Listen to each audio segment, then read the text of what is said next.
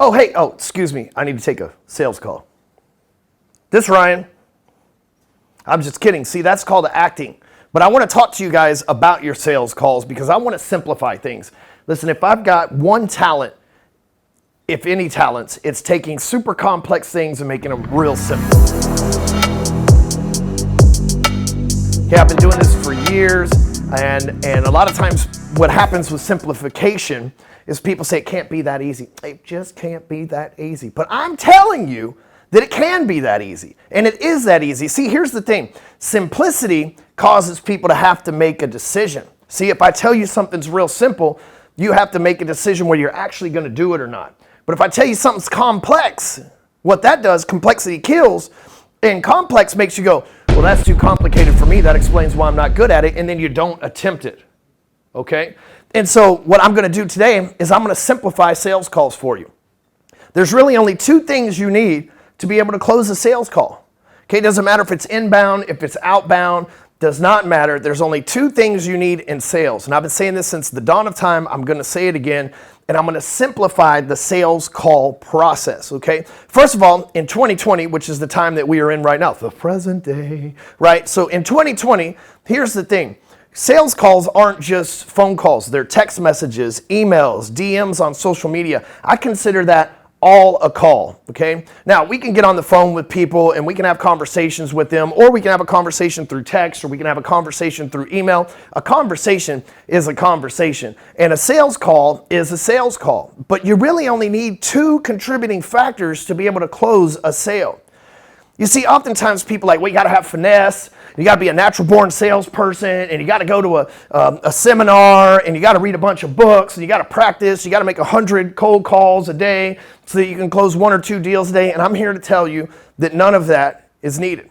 Look, as a guy that hosts seminars, as a dude that does sales training, I'm telling you that none of that is needed. At the end of this video, you're going to be able to go, it can't be that easy, but if you'll just try it, you'll find out it is. See, here's the thing. I want you to come to my seminars. I really do, right? Like as a sales guy that relies on seminars to pay my employees and feed my family and stuff, I want you to come to my seminars. But more important than coming to my seminars, I want you to win at life. You see, I want you to be able to make money. Whether you give it to me or not, that's up to you. But I want you to be able to make money. So I want to arm you with what it is that you need in order to be successful in sales. And here's the good thing. You don't have to be as good looking as me. I'm just kidding. I know I'm ugly. You don't have to be as strong as me. I'm just kidding. I'm not that strong. You don't have to be any of those things. You don't have to be a fast talker. You don't have to be good on camera. You don't have to be any of those things. It only takes two things to be good at sales. And I'm talking, when I say good at sales, I'm talking about a person that's making 6 figures, multiple 6 figures, 7, 8 figures a year in personal commissionable income.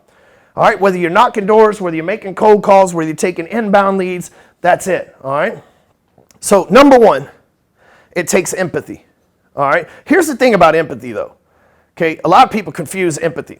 So you can have empathy for a person and they not know it. This is what screws up most salespeople. This is why most salespeople that have empathy and don't demonstrate empathy end up not making money. Okay, because here's the deal. We hear, like if we're in sales, we've heard the same conversation hundreds of times, right? Like the people, we solve a general problem. That's what we do as salespeople. We have a product that solves a problem. So when the person starts to tell us our problem, we already know their problem. That's why we're calling them. So we tend to interrupt them, pitch them, talk over them. And even though we're empathetic towards their problem, we seem to cut to the chase, which ends up cutting our commissions, okay? And so what you've got to do is the key to empathy is you having it, and they know that you have empathy for them. And when you marry those two things, sales gets closed. Here's the example. How do you have empathy? Okay, A, you understand a person's situation. That's all empathy is. But how do they know that you have empathy? Okay, it's real simple, because that's what I do, simplicity, right? The simple thing is you listen. You let them tell you the whole story.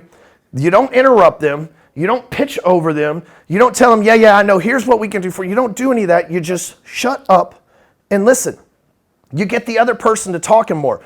My favorite saying in sales is, he who talks the least makes the most. A lot of salespeople don't subscribe to that ology. Why? Because they think you got to be a good talker, you got to be a fast talker, you got to have a little game, you got to have a mouthpiece on you, all that other stuff. It's not true. If the client talks more than you, The only reason they would be talking more than you is because they're trying to tell you their problem so you can solve it. But if you don't let them tell you the entire story, if you don't let them tell you the entire problem, then they won't know that you understand their situation. Therefore, they won't feel the empathy that you have, and they're not going to buy from you. So you just listen. And when they've told you, even if their story starts out, well, it all started in the first grade with Sally, and it takes 30 minutes to get through. Here's the thing. Now, you can listen to their story for 30 minutes and have a realistic shot of closing them. Or you can go make 50 other phone calls in that 30 minutes where you pitched them, and didn't close anybody. So you might as well listen to their story. It's not I know they say sales is a numbers game, but it's not the number of calls you make. It's not the quantity of calls that you make. It's the quality of the calls that you participate in. So you're going to listen to them. And when they're done telling you the whole story, the whole truth and nothing but the truth, when they're done telling you the whole story, part 2 of the equation, the only other thing that you need as a salesperson is confidence. So if empathy comes from listening, right, understood empathy, which means that they know that you have empathy, that you are empathetic towards their situation. And then you need confidence, which is part 2.